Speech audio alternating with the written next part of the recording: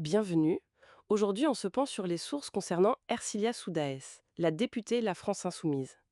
On a pas mal de choses, des extraits Wikipédia, des articles de presse. Oui, un dossier assez fourni. L'objectif, c'est d'essayer d'y voir plus clair, de dégager les points importants sur son parcours, ses positions politiques qui font souvent réagir, et puis cette affaire judiciaire récente. Très médiatisées, oui. Tout à fait. Alors, allons-y. Si on regarde les bases, les sources nous disent Ercilia Soudaes, 37 ans, née à Aubervilliers.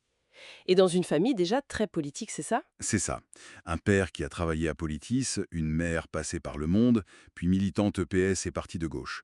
Donc oui, un environnement engagé. Et elle-même, professeure de français, militante féministe, élue députée LFI en Seine-et-Marne en 2022, puis réélue en 2024, expert speaker. Voilà. Et ce contexte familial et militant éclaire sans doute la force de certains de ses engagements. Le soutien à la cause palestinienne, par exemple, est très marqué. Oui, on voit ça dans les sources. La commémoration de la Nakba.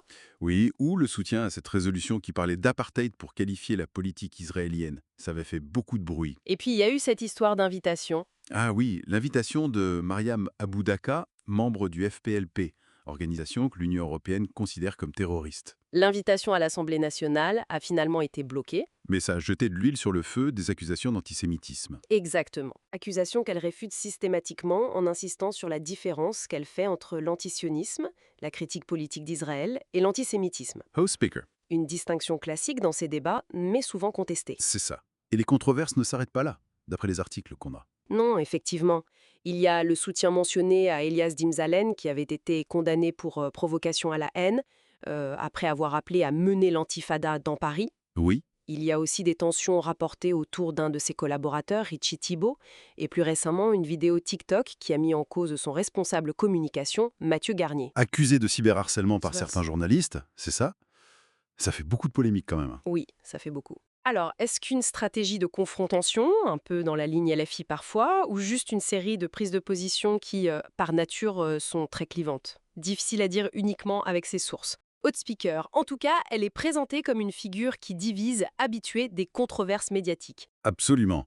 Et cette exposition médiatique, elle prend une dimension très personnelle avec l'affaire judiciaire. Oui, on bascule dans le privé, mais un privé rendu très public. C'est ça.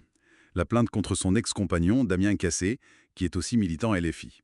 Une première plainte pour viol, classée sans suite. Et ensuite, une autre pour harcèlement moral. Et le procès a eu lieu là, tout récemment. En mai 2025, oui. Et au tribunal, d'après ce qu'on lit, elle a décrit une relation vraiment difficile. Elle a utilisé le mot emprise. Oui, elle a parlé d'un contrôle sur sa vie, ses faits et gestes, même son apparence.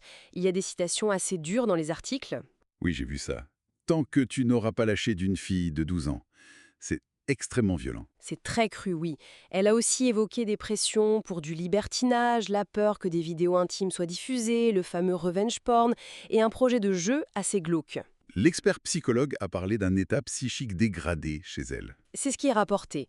De son côté, Damien Cassé a nié l'essentiel. Il a admis le libertinage, mais dit que c'était consenti, sans contrainte. Il nie les menaces, le contrôle. Il nie le harcèlement, les menaces, les humiliations. Il parle de mensonges visant à provoquer sa mort sociale. Donc on est vraiment sur parole contre parole. Et le procureur, il a requis quoi? Expert speaker, 4 à 6 mois de prison avec sursis et une mesure d'éloignement. Mais le jugement n'est pas encore rendu. Hospice speaker. Il est attendu pour le 11 juin 2025, c'est ça? C'est ça. Voilà un peu le résumé des faits tels que rapportés. Bon, alors si on essaye de prendre un peu de recul, qu'est-ce qui ressort de tout ça?